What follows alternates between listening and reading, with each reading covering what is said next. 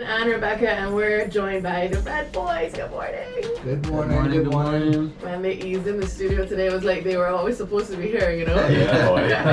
You got through the back door. Yeah. But we're always happy to let you guys in because we know you guys bring some of the best music around, and you've been working really hard, I'm sure, this season to try and bring all of these songs out for Crop Over. So let us, how has it been going?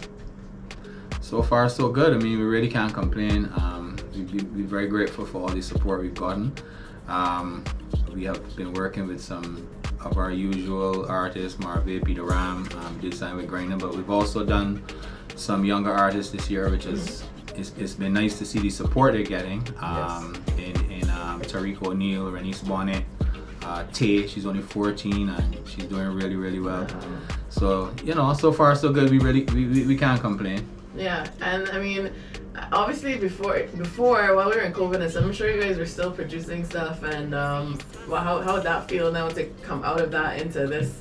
Now we're opened up a bit, and there's so much more you can do. COVID was rough, man. We still managed to do some stuff. We did a rhythm in 2020 that we had there. Chantel had written a few songs on it. Yeah. And we said, I remember messaging Scott one day. Scott was like, man, depressed. They said, let me go in the studio and do this rhythm. Yeah. Let me do it, release it. You're gonna feel you know, at least we feeling like we're doing something, which we did. We also did a reggae project later that year, and then we got really lucky. We did a song called Backyard Jam for Trinidad. Oh my God! You know, they didn't have their carnival, so they were really feeling it. Trees all over the world, and this thing just went crazy. It was nice to see people in the snow beating pots and pans and sending videos back. That really worked, boy. And the rhythm did well too. They had 4 songs on it, or 3 or whatever. You know, so we managed to keep going, but it was hard. It's nice to be back out, really. Just want to ask, what got you guys started in this whole thing? Well, we used to work, Scott and I have been working together for years, since like 95 or something. We worked with Arturo Tappan and his band, and through the years coming up, we've done various projects, you know, with Chris Allman at Slam City, mainly, also John Roy, Anthony Lohar. We always collaborate with other people to make things, to make music. Yeah. But that ended up with us working in Rupee's band, and in 2004-05. And out of that, you know, one day we were walking around the garrison, Scott and I were exercising, and he said, man, let me just build some rhythms and see what happened. And we could call ourselves the Red Boys. Mad name and everything. How do you guys feel when you are out, just natural settings or whatever, and you hear music and you're like, oh yeah, we worked on that. What's that feeling like? You know, what's it? Yeah, tell me about it. And you're seeing the crowd reaction and you're saying, okay, great, you know. I mean, it's rewarding to see people liking what you have done. Yeah. But for me, I would not go and run and jump about and say, hey, play my song.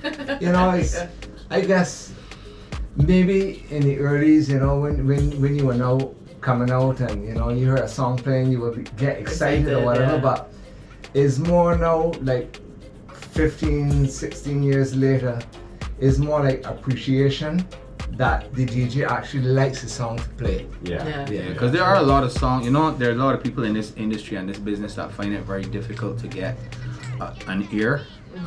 It's not an easy business, and we are always grateful for the fortune that we've had to be able to get airplay. We've never really had cause to complain about getting airplay, and you know, it's not the same for everybody, unfortunately. It is one of the reasons why we felt that working with some younger artists, you know, if they go with our name attached to it, they may actually get an ear in their first year, which is really hard, and it's unfortunate because they got a lot of good young talent in Barbados that, you know, they find it real difficult. They don't know where to turn. They get rejected.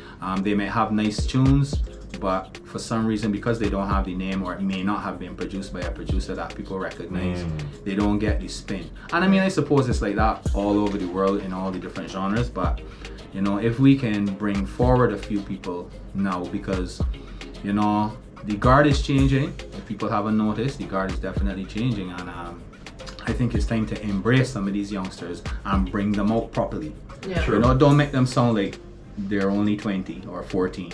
Make them sound, put your foot in it like you would put it in any other, you know, for any other artist. And we've always been like that. It doesn't matter what your name is, we put the same amount of energy. It could be a Machel tune or it could be a Tay Tay or when it's Bonnet, Yeah. we I like approach it with the same energy because at the end of the day, we gotta love what it is the same Right. way, you know. And you never know what's gonna hit. You True. know? Sometimes you may do a song that may surprise you and be a worldwide hit. You don't know. And you're like, wow, okay. Yeah. You don't know. I'll be expecting it. I love it. Well, I don't want you guys to get cut off. We got 29 more seconds till Big George Wayne takes over. Thank you, the Red Bull. We're gonna have to have y'all come back. Yeah, because of course. y'all have some more stories to share. So thank you. And 30 seconds to go. Chapat, Frosties, Jose and Jose, Glass Esco, Sugar Apple, Swim, and Harmony. It's prime time crop over. It's Capital Prime in the morning time.